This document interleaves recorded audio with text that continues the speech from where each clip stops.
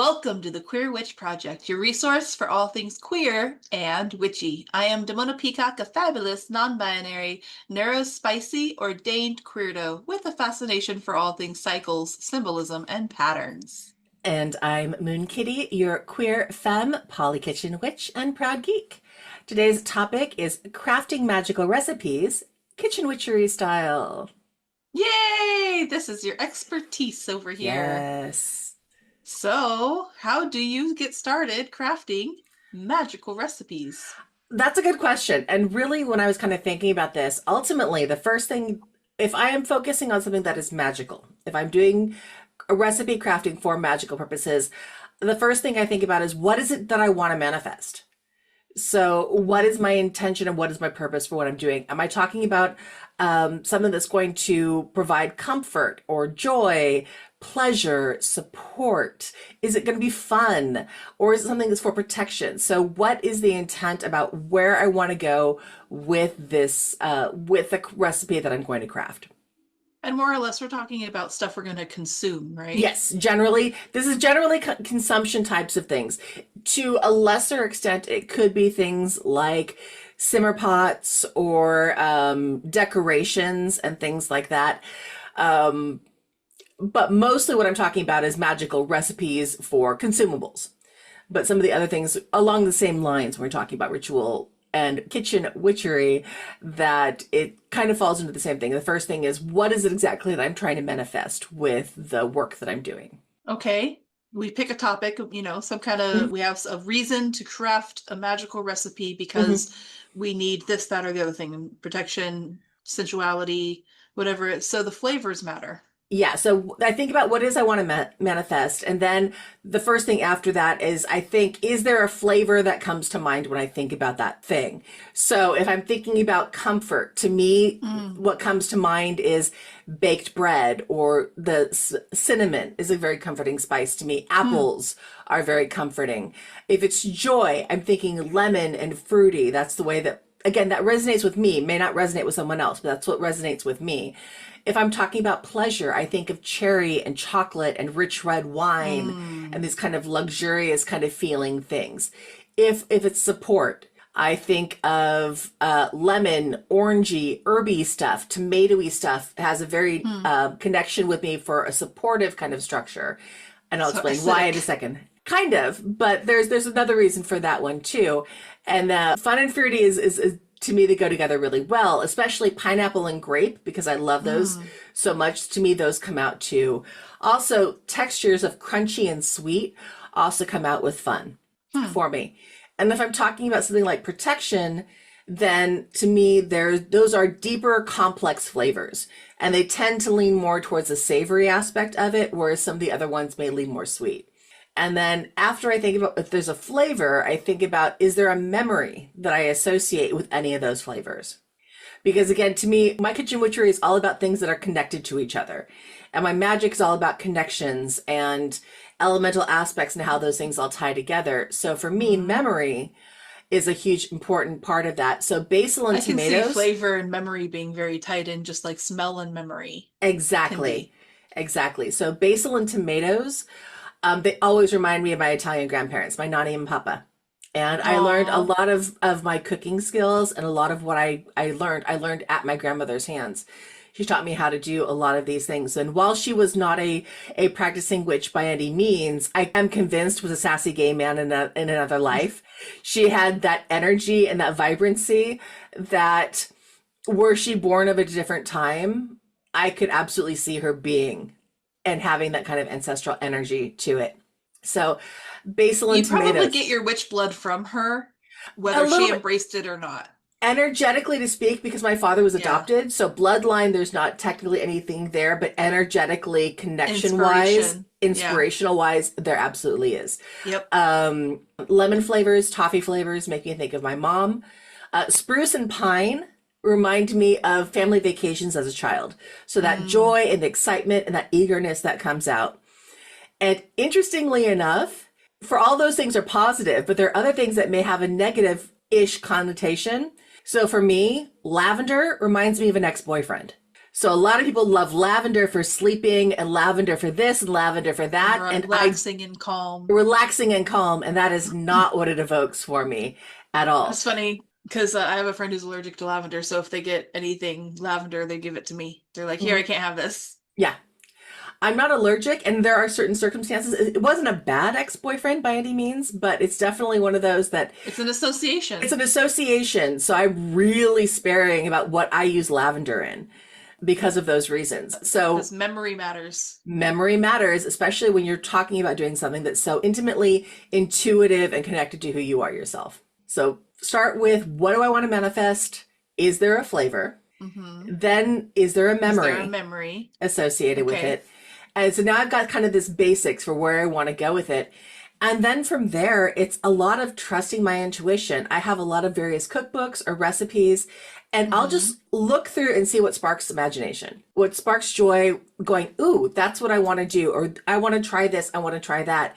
And again, because of the nature of the way my magic tends to work, oftentimes what I am feeling and what captures my imagination will have the ingredients and the herbs and the ingredients that have that magical properties to manifest what it is I want. It's very rare that I'll look at something going, ooh, I want to do this and I want to try this for magical purposes, and it have ingredients that are counterintuitive for that magic. Right. So you So you happen upon what feels right, and then you find out that it has magical it has ingredients with purposes magical that properties that I can incorporate into making it into a magical work. so it already then affirms that your intuition was already leading you in the right direction. Exactly. Isn't that how it always goes? Yeah. It Because I really always is. feel like when I get messages from spirit through the cards, a lot of the times it's not something that I haven't heard before, or that they haven't heard before, Mhm. or that they don't already know, but they just needed it confirmed.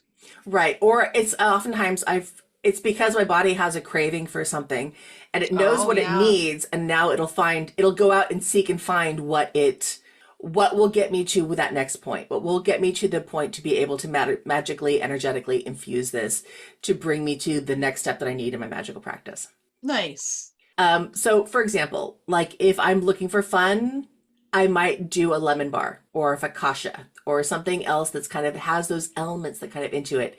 If I'm looking for Do comfort, you also like want something that's fun to make then? Like so you if you're having fun making it, yeah, it also incorporates the energy of the fun when you're eating, hmm, you're creating more joy in your life. yeah, it can. Sometimes it's not all fun and games. Sometimes cooking can be make me meditative. Sometimes it can Ooh. be fun, and sometimes it can be sheer drudgery. It's really a matter of how my mental state is at the time. A labor of love. And again, if I'm doing it for a labor of love for someone else. Mm-hmm. So I tend to say, when I was hosting dinner parties and stuff like that, I love people with food allergies, because to me that's a puzzle to be solved, because in my heart I want to make sure that everyone has something they can eat. When they're Yep, I coming over to remember my your home, parties. I want to make sure that everyone has the ability to consume and be a part of that. So that's exciting to me. That is not exciting to a lot of people. So I take that energy and I find joy in that. So there is a joy element that comes out when I'm making something to that end for someone, or for Yep. someone else, it's like, oh my God, there's too many things to think about. To me, there's an energetic joy that comes out into it. So yeah, absolutely. The mood that I'm in can make a difference in what I am doing. But if I'm exhausted, tired at the end of the week, really trying to pull things out, trying to make a really fun birthday cake or really something fun for something else becomes very difficult to do. And Mm. that's where we've talked about in other episodes, you kind of have to set aside your current emotional state and get into a state that is conducive to what you're working. Yeah. So, out of curiosity, magically, is there a difference between like working with sweet flavors versus savory flavors? Yes and no. Honestly, it really, to me, they evoke different moods. Okay, yeah. And because they evoke different moods, then that will affect what it is. Now, it's never black and white when we're talking about this kind of stuff. I'm sure But it's a lot of personal experience too, depending yes, on, yeah. there's some of that. But something like a rich, thick stew Mm-hmm. is less likely to invoke a quick, energetic boost or fast magic. So if I'm trying to do something that I need quickly, It'll be I want nap fast magic, magic. boom. A deep, savory, long time cook is not going to be something that's going to invoke fast magic. Right. But if you want slow, steady work in the background, Mm-hmm. if you want something that's going to say, hey, I am working towards building my health and eating healthier. So now I'm going to put all of these amazing vegetables with these properties, with these herbs into a stew that's going to nourish my body and also set long time term goals of better health and energy. That is absolutely something that would work in a savory kind of connotation for a stew. But like a quick, fast, happy, energetic magic, that's where desserts tend to be a lot more conducive to something like that. And Yeah, get your salads sugar can too. fix. Yeah. I mean, salads can too. Fruit salads, I've done the, Yummy, yummy. yes, the very first episode we did talking about, or one of the first Kitchen Witchery episodes talking about my Yeah. summer fruit salad for Pride. And that's a really energetic, really happy kind of thing that's quick to do. It has some savory elements, but it's much more sweet. And even green salads that are not necessarily heavy on the fruit, the ingredients that go into it can offer a really quick health boost. So sweet and savory, depending on thing. I'm trying to think of a really savory quick boost, and I can't My as only much, thing but I I'm sure can it's think there. of is like the magic of chicken noodle soup. Like, Yes, but even then, chicken noodle soup generally takes time to cook uh, and stuff like Cam- that. I'm thinking Campbell's soup, but Well, okay, yes, and that's not there's really a crafted recipe. But I was just thinking about like how, for me personally, I remember one time I was just so sick. I had no energy. I couldn't eat. I had no energy. Like I couldn't get myself up off the ground. I was so Mhm, sick. And my partner at the time convinced me to eat chicken broth. mhm. And I was like, ew, like not going to do anything. And I don't know if I can get it down, but I did. And I was like, chicken broth's nothing, right? But it's amazing how much energy you can, I couldn't Yes. get myself up off the ground and I finally got food into me and I could like move my body. And I will never forget like how the kind of magic that chicken Mhm. broth, just the plain old chicken broth brought into my life when I'm fighting off an illness.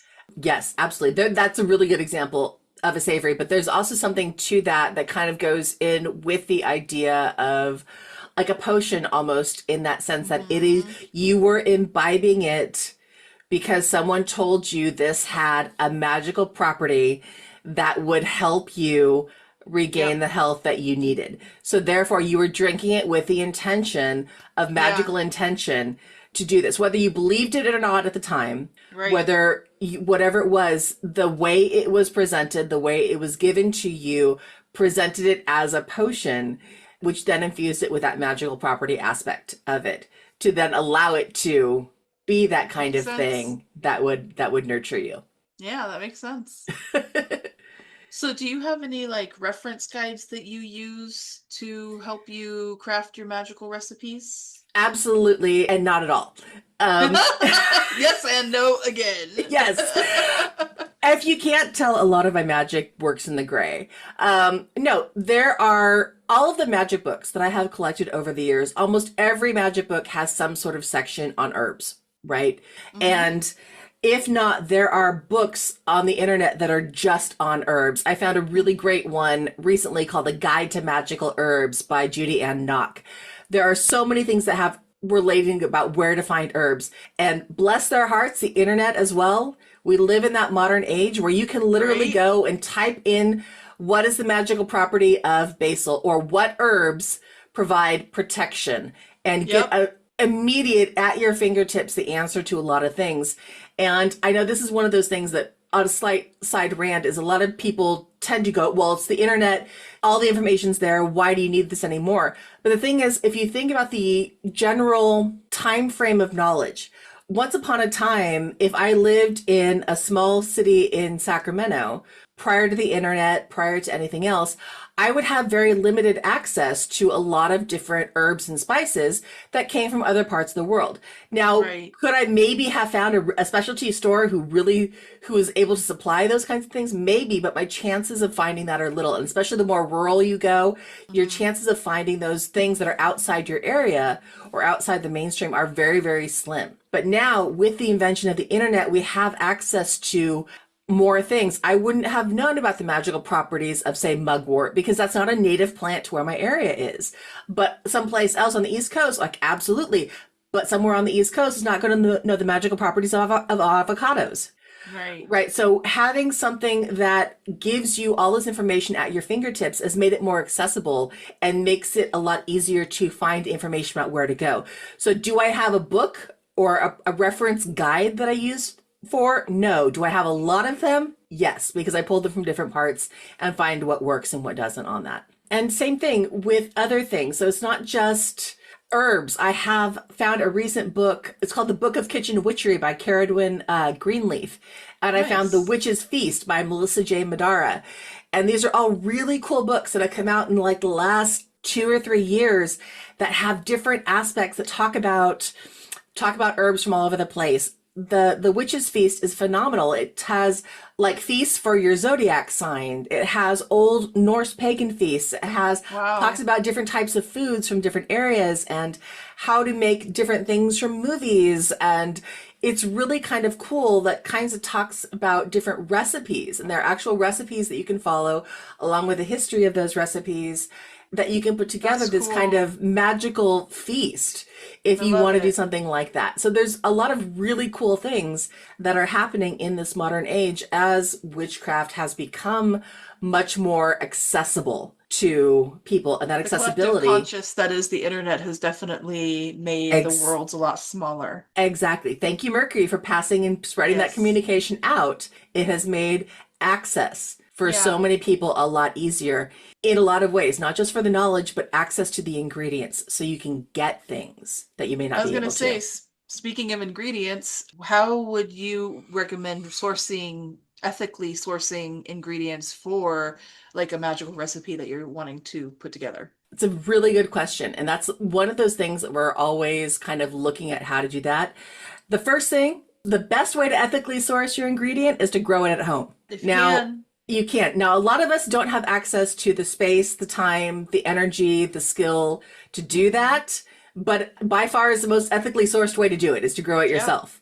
Or getting After, involved with a community garden if you can. yeah, community Those are gardens, rad. farmers markets. That's the Yes. secondary place where I get a lot of Love things. farmers I markets. love farmers markets because you can get a wide variety of what is local to your area. Yep. And sometimes the best, if you're talking about doing spell work that especially relates to protection or things that really embody the home, if you can use ingredients that are local to your area, just add another layer of dimension to that aspect of self. Now, not saying something bought in the grocery store is bad or anything like that, but again, it's another layer that just adds dimension to anything. Right. I Uh, mean, and if you have no other option, of course, by all means, you can get your yeah, stuff from the grocery store. absolutely, all the time.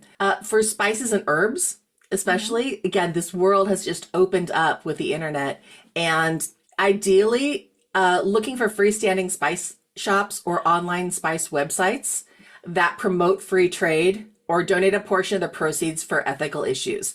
That's really where I want to go. Again, I'm not saying if your only access is through Amazon or something like that, that then you can't get things that way. You can. But if you have the ability, if you Hmm. have, because it's going to cost more, and this is why I say this is one of those things, if you have the ability to purchase from more ethically sourced websites or something, that would be the way I recommend. And my favorites for those, Curio Spice Company. I Hmm. love their stuff. I use their saffron sugar in my magical salad.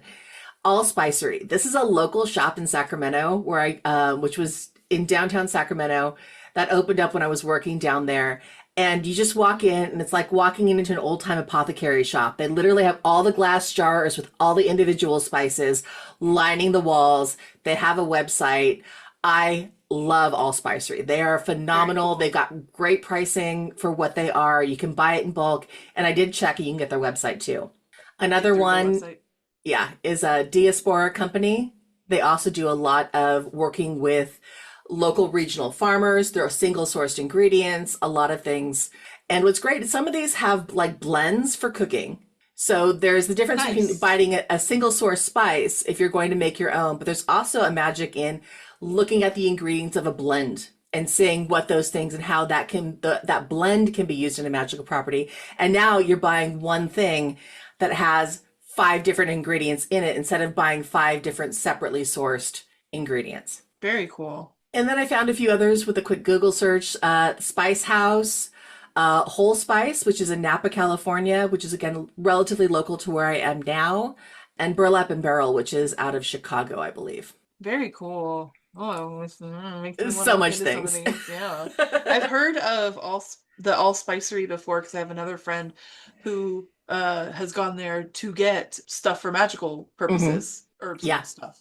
So I need to check them out one of these days. No, I'm so glad they made it through the pandemic because I was really, really worried that they wouldn't because they opened Well, like a year or so. I think once they opened like 2018, right. 2019, and in downtown Sacramento, which already is a really hard part of town. It's right next to the Capitol, but there's only traffic like throughout the beginning of the day. And then when the pandemic shut down, I was really worried about them. But they're still Yeah. going at the moment, at least at the time of this recording. So I'm just really happy Yay. with it. I cannot recommend them enough. The people are amazing who work there. So do you have any recipes that you continuously go back to? A lot of what I go back to, honestly, tends to be batch bake stuff. And I'll be honest, I tend to do more batch cooking, but I don't always do magical batch cooking. Uh-huh. If I'm doing something where I'm going to create a magical recipe, it's usually for something specific that I'm going to or something I'm doing. But with that being said, the basic batch cooking stuff that I do, there's always a magical element that goes into it Hmm. for just the idea of nurturing my body and nurturing the body of the people that I love and that I care for. It's that sprinkle of love. Everything is made with Yeah. love. So there's the magic of love that goes into those kind of ingredients versus There's certainly something. a joy to feeding your loved ones, for Yes, sure. yes. And there's a magic in that, but it's not a magical working is very something that I would do specifically, Hmm. depending on the circumstances of what I'm going to do and where I'm going and who I'm doing it for. Uh-huh. And yep, and the whys and the plan. Hmm. Exactly. So is all cooking kitchen magic? Once again, we've got the yes and no, like I just mentioned. If you're talking about the potion power episode, right? It's about your intent. Mm, When you're, yeah. and with magic and kitchen witchery especially, everything you do, are you doing it with intent for it to be magic? There's always a low level consumption of, again, like I just said, any food made with love is going to have Yes. a little bit of magic behind it. Right. And you can feel that in the love that's being made versus because of something that's home cooked versus something that's like batch cooked or frozen or something else. You can feel the distance and taste the difference in the ingredients, even if they're the identical same thing, right? So there is a little bit of that magic with cooking in general, but there is also that difference of if I'm making you something specifically because you're sick and you need a chicken noodle soup or you need something like that, if I'm making that for that, there is much more intention, there is Hmm. much more thought and process that goes into what I'm doing to prepare that for someone. You can almost say that the energy and intention behind it is an ingredient in and of itself. Absolutely. Do you think it changes the flavor? Makes it taste I better? think it does, but I think it changes the flavor the way a bay leaf does. And this is one You of those like things you put it in that, there, but you can't eat it? yeah, you put it in there, you can't eat it, but also you don't know exactly what it does. Mm, And this is that's a really fair. fun experience to do. You don't know exactly what that bay leaf does. But if you put identical things in this pot and you put bay leaves in one and no bay leaves in another, there will be a difference in flavor between the two. Very, But yeah. quantifying what that difference Yeah, is completely different. I've always wondered about that because you don't eat the bay leaf. You just No, let it cook in it and then you take the leaf out. And I'm like, all right, sure. but it makes a Interesting. difference. And Baileys themselves have a really amazing Yes. inherent magical property. So Hmm. it's bay leaves are super easy, magical tool, a magical herb that's just it's amazing and fun. But Yeah, in fact, a lot of really simple, easy spells is you mhm, can write on a bay leaf and then burn it. exactly. It's the simplest Yeah, spell that's out there. So yeah. yeah, so it's the magic of the bay leaf. You don't know what Magic it of the does, bay but it leaf. does something. I love it. It definitely changes the flavor. So does the Yeah. love and Ask the energy any and the intention. exactly any food that you get from any grandmother who's made something, Yeah. it's gonna taste better than if you got that same thing at Yeah. a restaurant. That's true. That's very true. The irony being that my grandmother used to cook at a restaurant, but Mhm. yeah. I'm not saying grandmas don't, But because sometimes that I'm just comes saying my through, but grandma was a good cook. That's all I'm saying. I miss her. me too. Me too. Yeah. Yeah. Is there anything else you wanted to add about crafting magical recipes? Any wisdom? Ultimately, I think what I would want to add, if there's anything, is be adventurous. Like you said, this is your choose your Mm, own adventure, and kitchen witchery especially is really truly a you customize it and you make it what you want it to be. If there's anything else I could say, it's the most, to me, it's the most accessible form, but that's because I grew up learning how to cook, knowing that kind of stuff. So I recognize that for those who do not enjoy cooking in any way, shape, or form, it is not necessarily an accessible thing. But for in general, for the concept of kitchen witchery, cooking is the easiest kind of thing to do to start with, because if you are following a recipe, it is like following a ritual. It is telling you exactly what you need to I love do, it. exactly in order, and you will come up with something at the end. Will it get better as you learn more over time? Absolutely. We get through the first time and say, "Oh, okay, I next time I make this, I'm going to change this, and this to make it better." But absolutely, it's the most easiest example of how to get into magic in its own kind of parallel. I love the idea of somebody maybe discovering that they like the flavor of a particular herb simply because they chose to incorporate it for magical purposes. Mm-hmm. And then you learn to season your food differently just because Mm-hmm. you want different magic within your food. I just love that idea of that, like you said, to be adventurous. Mm-hmm. Yeah. And if you think back to again the old herbalists and old Yeah. the ancient Apothecaries witches, the and apothecaries, the herbalists, the early healers, before we had mhm. big doctors and medical things, they used the herbs and things that are around them because they had properties to heal the body. So remembering that that aspect of healing and Remember where nourishing your the medicine body, comes from. where that medicine comes through Yeah. food, comes through the things that you consume, and that is its own kind of magic. They say you are what you eat. Well, then I am a lot of homemade batch stuff thrown with occasional slices of pizza and some Well, I top mean, you ramen do in there have that occasionally. Italian Yes. Yeah. grandmother that raised you right. Yeah. Well, I love this topic. I love imagining people creating recipes based on their magical properties, Hmm. and feeding people with love and intention and energy, and pouring all of that magic into your kitchen work, Hmm. your kitchen workings. Yes. Don't be afraid. If it doesn't turn out, that's okay. Try, try, You try again. try again, and you can always feed yourself with alternate sources if need be in the meantime. Yep. Well, thank you so much for listening to the Queer Witch Project. If you like what you heard, don't forget to give us one of those stars or 5 of them or thumbs up or 2 of them or, leave us a comment. We love to hear what recipes you're working with. Please. And if there's a topic you want to know more about or an episode topic you'd like to suggest, contact us at thequeerwitchproject@gmail.com or find us on TikTok, YouTube, and Instagram with the handle at Queer Witch Project. We upload every other week. And Yay! remember, queerness is a key to magic. Be yourself and love rebelliously. Yes. Bye! Bye.